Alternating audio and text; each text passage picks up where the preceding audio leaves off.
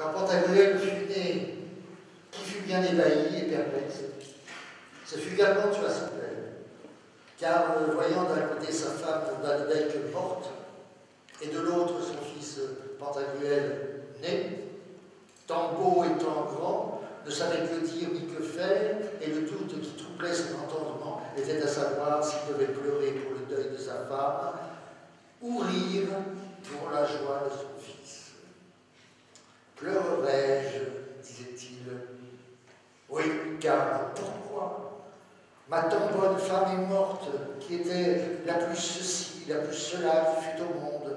Oh mon Dieu, que t'avais-je fait pour ainsi me punir? Que n'envoyais-tu la mort à moi premier qu'à elle?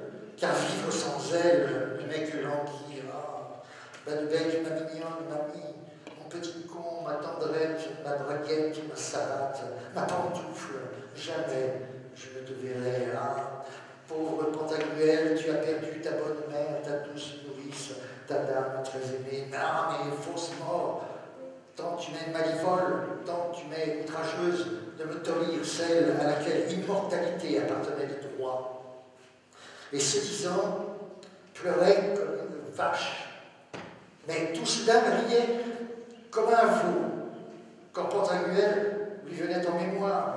Oh, mon petit-fils, disait-il, mon couillon, mon peton, que tu es joli, et tant je suis tenu à Dieu de ce qui m'a donné un si beau fils, tant joyeux, tant riant, tant joli, oh là, que je suis aise. Buvons, allez, oh, laissons toute mélancolie, apporte du meilleur, rince les verres, boute la nappe, chasse ces chiens, souffle ce feu, allume la chandelle, ferme cette porte, taille ces soupes, envoie ces pauvres bailleurs ce qu'ils demandent, tiens ma robe, que je me mette en pourpoint, pour mieux festoyer les commères. Pantagruel, chapitre 3. Ris des folies du monde ou pleure sur elles. La pire des folies est la mort de l'autre.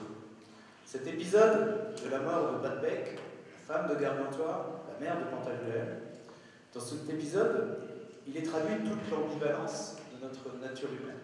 Nature humaine liée à notre condition humaine.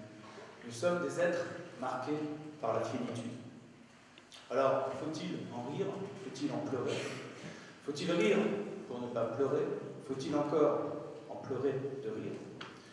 Ce que seuls les humains, au fond, savent faire, parce que cela nécessite un certain niveau de conscience de la mort.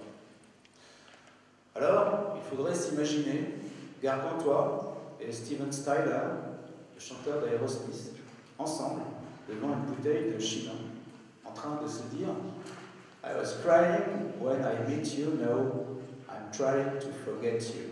Love is sweet misery. » J'ai pleuré quand je t'ai rencontré, désormais je tente de t'oublier, ton amour est une misère douce. Car, comme le dit le fameux philosophe Steven Tyler, dans son autobiographie qui s'intitule « Est-ce que ce bruit dans ma tête te dérange ?» Tomber amoureux, c'est tomber à genoux. Misère douce, nous sommes toujours et encore avec Rabelais dans l'oxymore de l'existence. Rire est le propre de l'homme. Oui, et pleurer aussi. Cry.